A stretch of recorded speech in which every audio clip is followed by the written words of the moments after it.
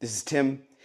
Something I learned really early on in sales is that one of the most important skills you can have is being able to weaponize your conversation, being able to use your conversation as a tool to get someone to commit to making change, which leads to them making a buying decision, right? And with them paying for a service, paying for a high ticket offer, whether this is a coaching offer, a consulting offer, agency work, it doesn't matter.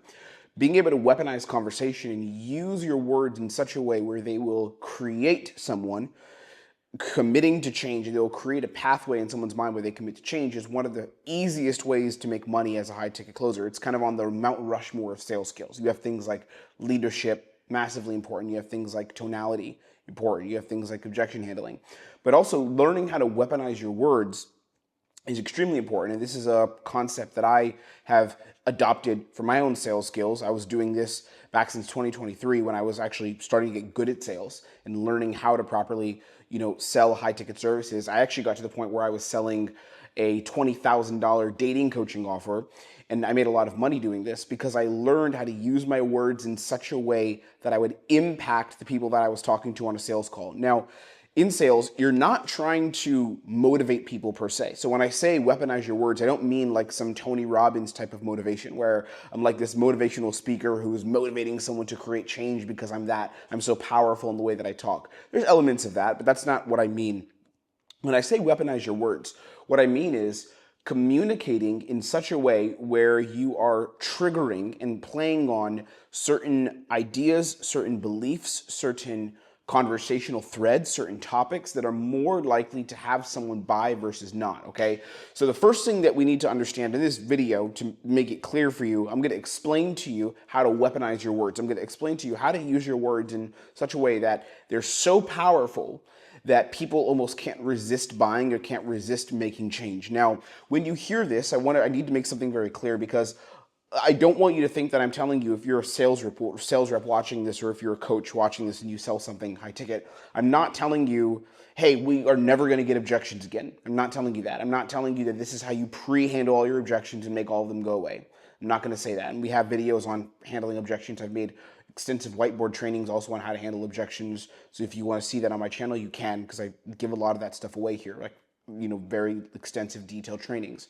What I will tell you though is, when you learn how to weaponize your words, it does something called leverage. It creates something called leverage, where you have more leverage to be able to create change in someone, so that when you drop the price, as I was doing on dating offer, hey, this is going to be $20,000. When you drop that price, when you drop the investment, or whatever you're selling, this is $5,000, this is $10,000. When that person may go into a state of resistance because they're concerned about parting with their resources, they're concerned about going into an investment that, they may not know what the future holds. They can guess because you've pitched them, but that's all they can do. They can just rely on what you've told them. If you've weaponized your words, it allows you to have significantly more leverage when you price drop, which means that when objections do come up, if they do, or if concerns or hesitation or logistical problems come up, you have more power and you have a stronger position to handle those logistical concerns from, right? That's the key. That's what weaponizing your words is. That's what it means. That's why we do it, and that's why I teach it, okay? So I'm gonna break down to you a simple process for how you can weaponize your words, and I really want you to copy this. This is how I've sold over $2.4 million in coaching, consulting across a few different offers, selling a dating offer that was, that could be very difficult to sell because I was selling to cold traffic, selling a dating offer, a $20,000 dating offer, and earning 15, 20K in commissions doing that, right? Me building an offer then where I help coaches, I help consultants grow their businesses using sales, where I coach and mentor sales reps. How do I sell? Okay, it's called weaponizing your words. So the first thing that we need to understand in this principle of weaponizing words is, it doesn't start from lines, or it doesn't start from scripts, really. It starts from you differentiating what is something called a sales trigger versus unhelpful language, okay? So a sales trigger, these are two different things. So a sales trigger is a conversational thread or an idea or a topic or a statement, potentially, that a prospect could make that you go into with the prospect that is directly linked towards the way they're gonna make a decision to buy, okay? I'll give an example. Let's pretend that we're closing on a trading offer, all right? And I'm talking to this person. We are an offer where we help beginner traders grow and be able to hit 5, 10, 15K per month as traders, okay, in their portfolio or their earnings, their returns. Something like that, which is an offer I coach a lot of trading sales reps, who sell trading info products, trading offers. So an offer like that, if I'm talking to someone, let's say I ask a person, I say, what are you looking for? What do you know when it comes to trading? Where do you want to be? And they start talking to me about all the things that they're doing as a trader technically. And they start saying, I'm using this technique, and I learned this technique from a mentor. Immediately in that moment, all the stuff that they're giving me is unhelpful language. Unhelpful meaning it's not necessarily going to stop them from buying, but on a sales call, I have a finite amount of time because you're operating against time when you're in sales, right? You don't have 2 hours to talk to someone. You have 45 minutes to an hour. So I need to do what I need to do within that 45 minutes to an hour, ideally even less, especially if you have a higher volume of calls, you want it to be to less than that. So what will happen is if they're telling me all these things, these strategies that they're doing, some of that information may be helpful at a basic level, but the most important thing for me at the top of my call is going to be where you're trying to be so that we can establish a baseline and aim everything, the rest of our conversation, compare it to that baseline, right? So if they say, I've been doing X and Y and Z technique, but I haven't established if they want to make 10 to 15K per month as a trader, everything that they're telling me is not coming under the context of the information that I actually need to get from them to help that information be helpful. Does that make sense? So if they're telling me I've done this, I've done that, I've done this, but we're not comparing it to where they want to be because they haven't told me I would like to be in this position as a trader, that information they're giving me is not that helpful. It's not like it's unhelpful. It's not like I don't need it entirely because I might need it later, but initially I don't need it because I'd like to know just where you're trying to get to in terms of your results. Where do you want to be? So I would cut them off. I would hijack their language, which is a principle that I teach to my sales reps. I would hijack their language, control it, and bring them to where I want them to be, which is, what are you looking for? Where are you trying to be, right? That's an example of a trigger. So them explaining where they'd like to be and then adding in context of where they are now and how they aren't at that position is an example of a sales trigger. So this is one of those triggers where if I get them to speak on this, if I get them to verbalize this, I have more leverage to close. Now, the example that I gave was at the beginning of a call, but there's a lot more examples, there's a lot more situations throughout a sales call where sales triggers become evident. And as a sales rep, it's very important that you know the difference between these two things because a sales trigger is a lot different than just a back and forth conversation. And I'll give you a funny story. When I started closing, which is back in 2023, because I had lost my whole business, my dating business failed, me and my business partner had a falling out and we were just making no money. So I was like down to my last couple bucks. No joke, I had less than $1,000 in it to my name, right? And I was running out of savings. It was really bad. So what happened was I got into remote sales and I thought, okay, I'll make a bunch of money because I'll get into sales and everyone's saying make 10K per month online. And I got into sales. And my first month, I absolutely got destroyed. I thought that I was going to do well, but I couldn't handle objections. And people kept saying, I want to think about it. I want to think about it. And I was having these good conversations with people where people seemed interested. And I was talking my face off because I've always been an extrovert. I've always been a good communicator. But just being a good communicator isn't enough in sales. You have to do more, which is where today's video comes in, sales triggers, right? So I was having these good conversations. And I remember on one of the offers that I had started on, it was a appointment setting biz ops. So teaching people how to become an appointment setter and quit their 9-to-5 job. I talked to this woman who was, she was a nurse and she hated nursing. She was always on her feet. We had a good conversation. We talked about her life and the things that she wanted in her life. And I was like, I can help you. We can help you with, appointment setting. It wasn't my offer, but I was selling that offer. I wasn't the one running it. And I was like, we can help you. And then I sold her. I told her, hey, let's begin. How do you feel? We're ready to get you started. She was like, this is amazing. I just want to put some more money together. I need to look over, move a few things around. Let me get back to you tomorrow. And I was like, yes, she's going to do it. She's so in. She didn't do it. She ghosted, completely ghosted. And I was like, she's so motivated on the call. We talked deep about what she wants.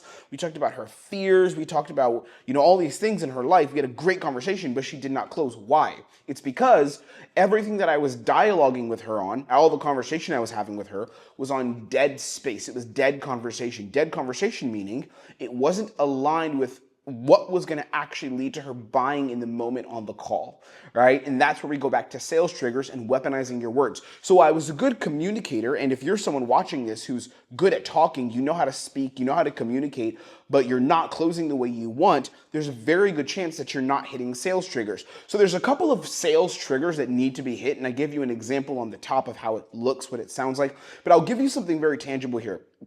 there's very specific sales triggers that you need to hit on a call. And if you're not hitting these triggers, then people are going to be much less likely to buy. The most important trigger, and I mean the most important one, if you told me there was one sales trigger that I had to hit on every single call, the trigger would be gaps. That would be gaps. Where do you want to be in your future versus where you are now, or where you don't want to be in your future versus where you are now? Now, a sales trigger is not just a sentence or a line or a script, like I told you before. A sales trigger means that the prospect has had an open-ended, consistent dialogue around an idea of them being a certain kind of person or them being on a certain pathway in life, and that is directly attached to what you as a company will do for them. Okay, so I'll give you an example of one of these gaps. If I ask someone, so you know what, a perfect example is this woman that I spoke to, the nurse. When I spoke to her, I had created a gap of sorts. I had said, where do you want to be in your life? I had said that, like, oh, okay, you want to quit your job, etc. She was like, yeah, I'm working on my feet all the time. It kind of really sucks, etc., etc. And then I was like, we can help you. But there was no gap created in terms of trigger, right? A trigger, sales trigger, means that future that you want will happen if you have our help, or it will not happen if you don't have our help. Does that make sense? So the conversation that I had had with her was a really nice conversation, almost like me talking to someone in a bar or talking to someone in a networking event just to talk to them. But there was no trigger, like you pull a trigger on a weapon, there was no trigger that was attached to it. So if I could go back in time, which I would not want to do because I'm in a way better position now than I was back then, and I learned so much since then. If I could go back in time, here's the triggers here's how that trigger would manifest in that conversation. What I would have said was, okay, so let's pretend her name was Sarah. So Sarah, the thing that I want to know that's, I guess, interesting is you staying in nursing right now over the next couple of months. Let's say we don't come in and we don't give you our system and we don't help you grow and get into making money online. What's the downside to that for you personally? Like as a nurse, like what are you going to continue dealing with? Because I know you mentioned you're on your feet, busy hours. Tell me more about how this would get worse for you over time. So do you hear how my question is anchored to and is attached to the offer and what we'll do in our fit in her life? I could do it positively, right? With the desire stage. The question that I would ask you, Sarah, because I think this has to just be explored, is when we put you in a position where you are working online, you are making money, remotely, and you are bringing deals across the line for business owners, what is that really going to change in your life? What does life look like at that position versus now? Tell me about that. So what I was doing originally was, the reason my sales calls had no power behind them, is I was always anchoring, I was anchoring to nothing. I would never anchor to anything. I would say, tell me about you. I want to find out about you. Let's have a conversation about you, right? So it was all you. Let's talk about you. What's going on in your life? How are things going right now? How do you feel in the situation? Why are we on the call?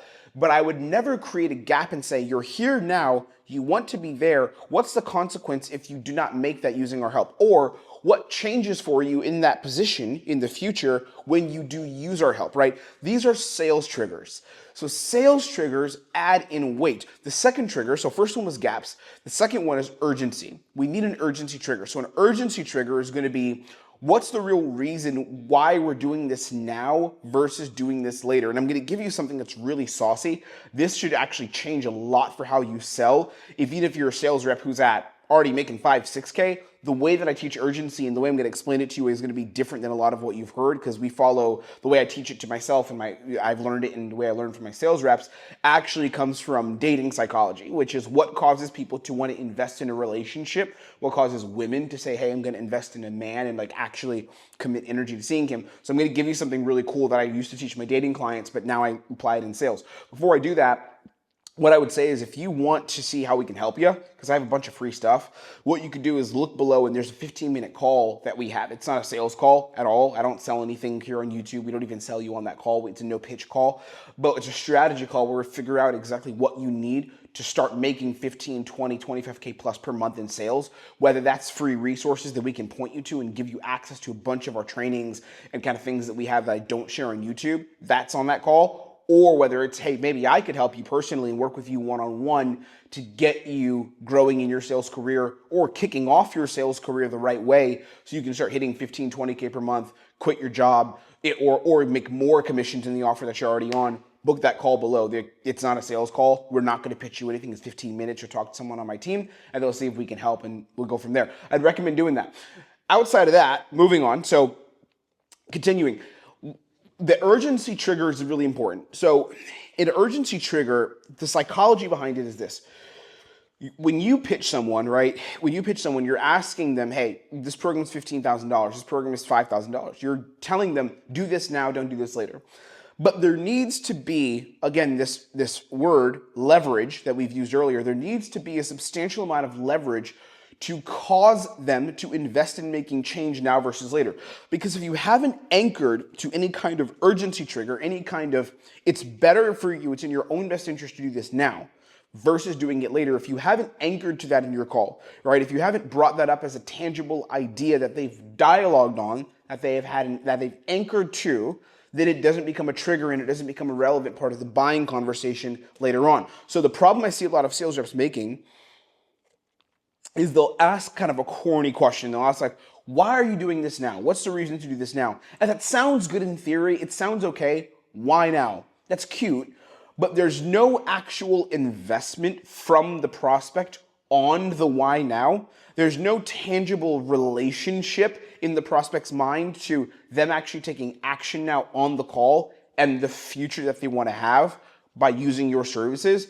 And because you haven't connected those dots as a sales rep, weaponizing your language and facilitating that process, the prospect then, there's not enough leverage for you to say, once you drop the price, for you to say, hey, you should invest $9,800 now instead of doing it later, right? So a lot of sales reps, here's how their scripting sounds, and maybe this is you.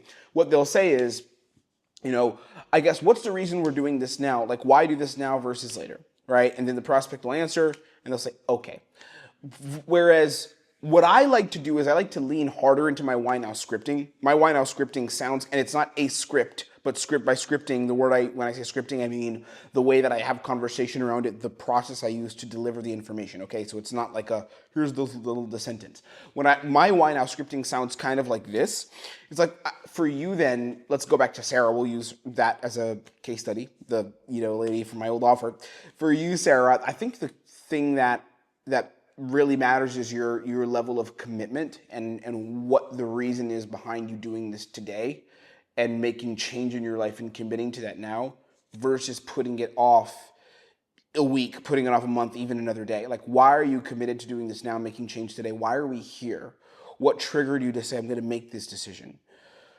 So what I'm doing on a couple levels when I ask why now is I'm assuming that they have already made the commitment. That's number one. I'm not leaving it up to them to find that commitment within themselves. I'm assuming that the commitment's already been made, and I'm placing that framing and placing that positioning onto them as a prospect. That's number one. So the assumption is already going to be, the standard is already going to be, you've made the commitment and you're already in. I'm just getting you to back and justify why. The second thing is I want them to assign a very specific value to why they are doing it now. Does that make sense? So I want them to assign a value. I want them to assign a very, very specific, tangible identity to why they're doing it now. So what that looks like, there's three versions of why now. It could be who, which means who they're doing it for. So are you doing it for your family, right? Are you doing it for people that are in your life that are going to be affected by you not doing this? Who loses out if you don't, or who benefits if you do it now? That's number one. It also could be opportunity cost, right? The opportunity. So if you didn't do this over the next week, the next month, what are you losing in your future? Even the next day, what are you losing? What is the cost, like the opportunity cost over time of you not taking action now? And I'll explain why this is so important.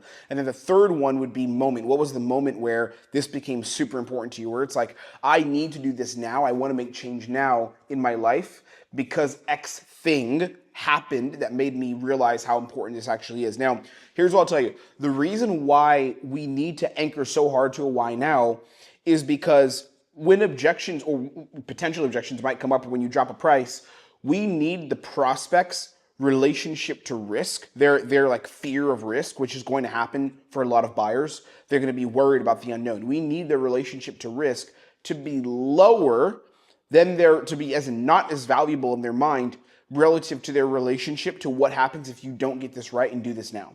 Does that make sense? So like, let's say Sarah, what is the risk of her doing this and investing $5,000 in this coaching program? The risk, worst case, maybe she lost a bit of money. That's the worst case if it doesn't go well and if it's bad. I'll give her that. That's the worst case. Gotcha. You lost some money. Okay, maybe you wasted a bit of time potentially. But what's the downside if you actually could get this right? Right? What does that downside look like?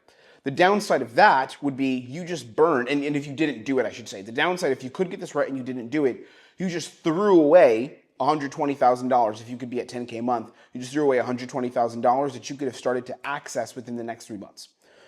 So do you see the downside? Do you see how the downside of not taking action is significantly far worse than the downside of, or the risk of, hey, what if it doesn't work out and you did take the action?